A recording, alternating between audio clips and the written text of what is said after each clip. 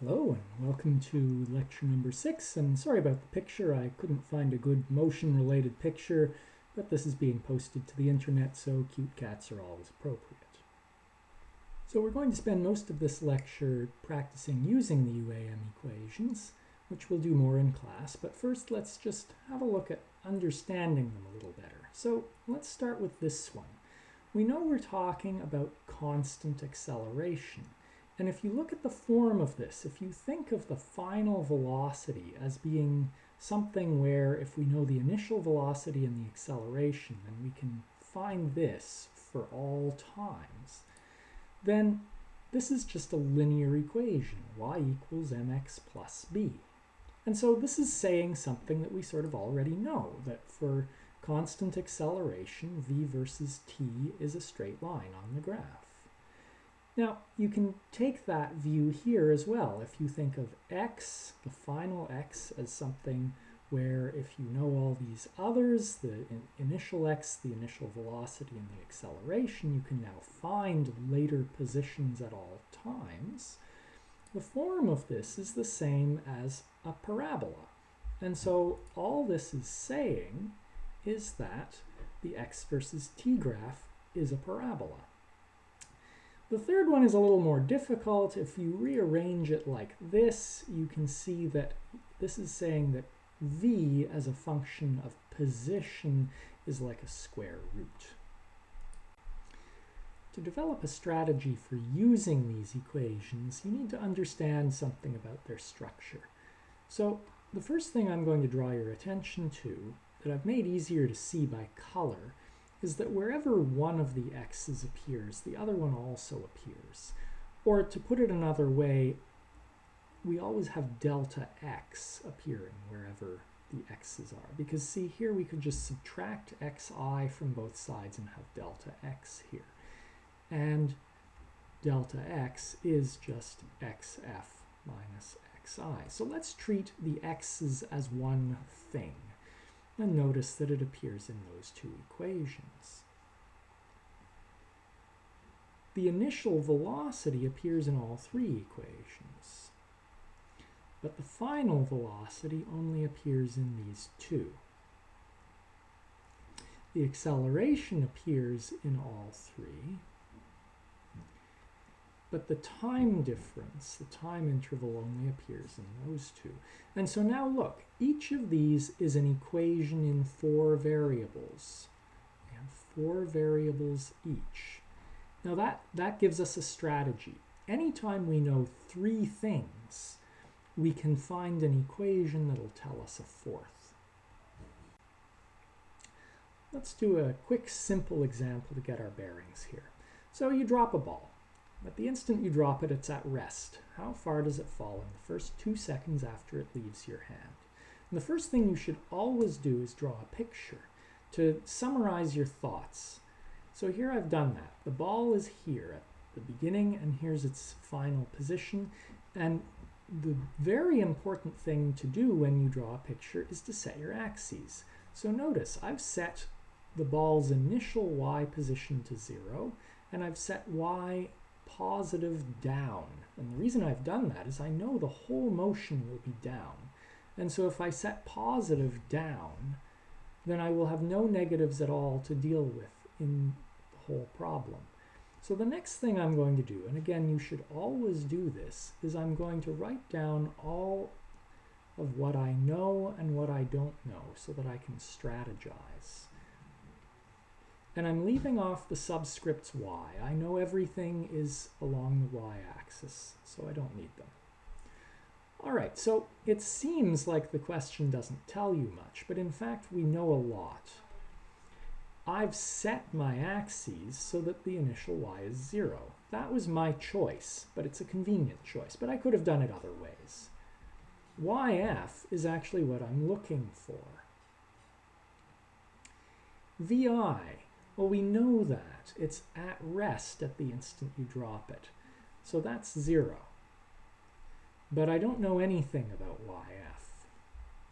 Now, it doesn't say what the acceleration is, but in fact we know it. This is Freefall, and we've discussed Freefall. we know that the acceleration is g down. Okay, and I've set down as positive, so it's 9.81 meters per second squared. Positive, because down is positive. Now, I'm going to use 10, just to make the mental math easier. And throughout the course, except in the lab, feel free to just use 10. And delta t we're given. We're looking for where this is 2 seconds after it leaves your hand.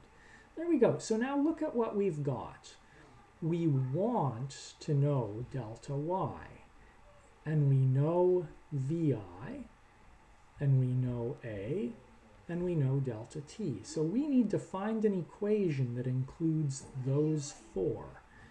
The equation that includes all of those is the second equation.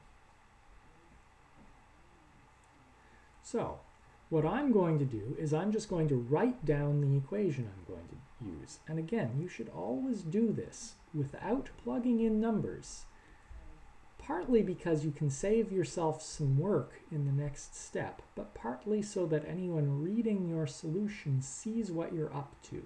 They see what equation you've chosen. So there's my equation, and look, I can simplify things. yi is 0, so that's gone from the equation. vi is 0, so that whole term is gone from the equation. I've just saved myself a whole lot of work.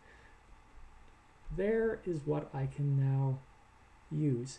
And the thing you're looking for isn't always solved for, but in this case, it's already solved for, so I can just go ahead and plug in my numbers. And notice that I'm putting the units in so that I can check that I haven't made a unit error. Seconds squared cancel, and I'm going to be left with something in meters, which is good because y had better be in meters. And so that's just going to be 4 to 20 meters. It falls 20 meters in those 2 seconds. Okay, now let's do a beefier example. So we have a train, and it starts from rest, and it travels 120 meters while accelerating at 4 meters per second squared. Then it moves for 5 seconds at constant velocity, and we want to know how far it's gone in total.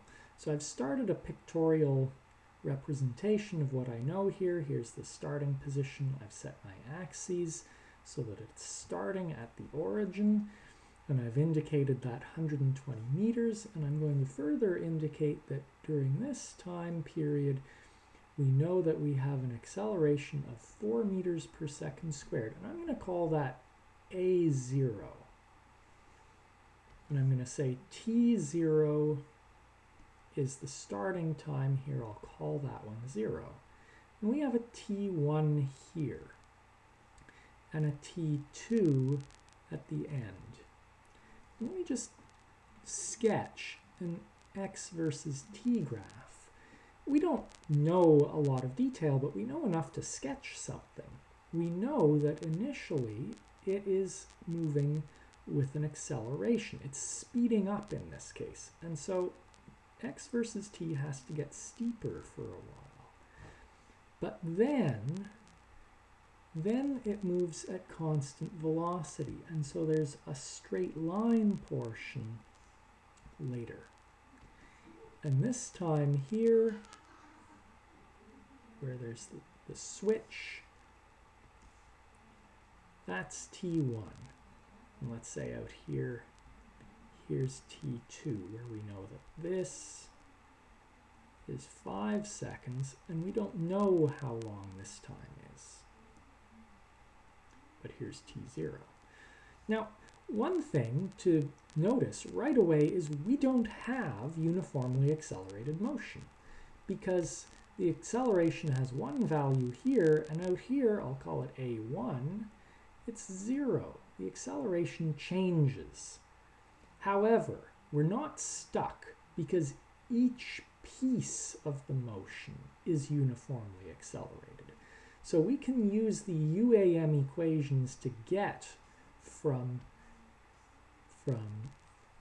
T0 to T1, and then we can use them again to get from T1 to T2. What we can't do is use the equations to get straight from T0 to T2.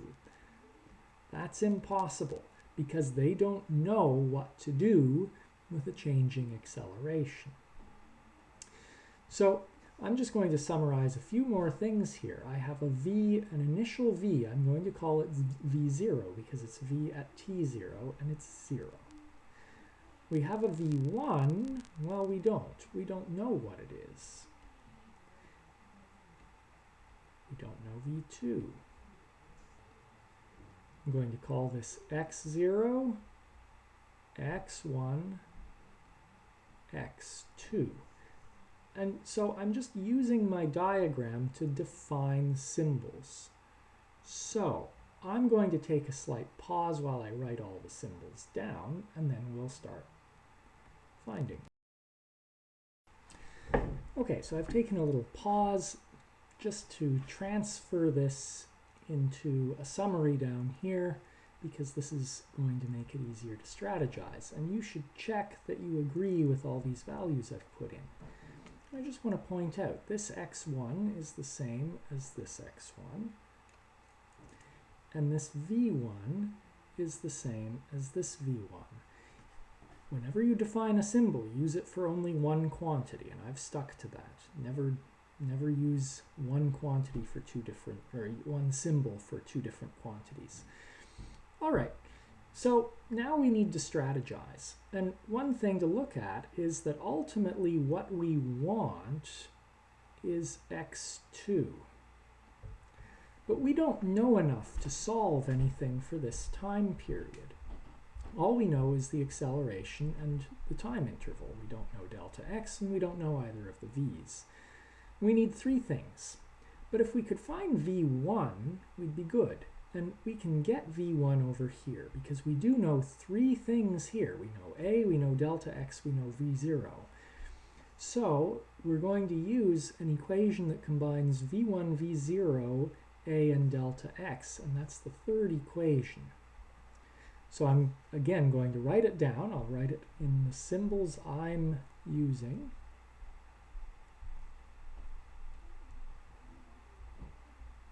Oh, that's a0. And I'll call this delta x1, 0. That's x1 minus x0. Okay. And again, I'm not going to put any numbers in until I've totally solved for what I'm looking for, which is v1. And I have a simplification.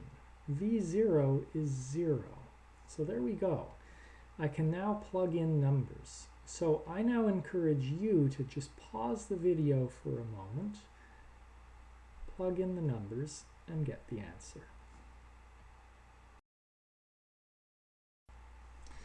All right, so I've done a little unit check. Meters per second squared times meters gives us meters squared per second squared. That's all inside a square root. And so we wind up with meters per second, which is what we better wind up with. And the numbers come out to 31 meters per second. So now we can go on and finish. This v1 we now know is 31 meters per second. And so here we now want delta x. We have v1, a, and delta t, and the second equation will get that for us. So again, I'll write it down in the symbols that I'm defining.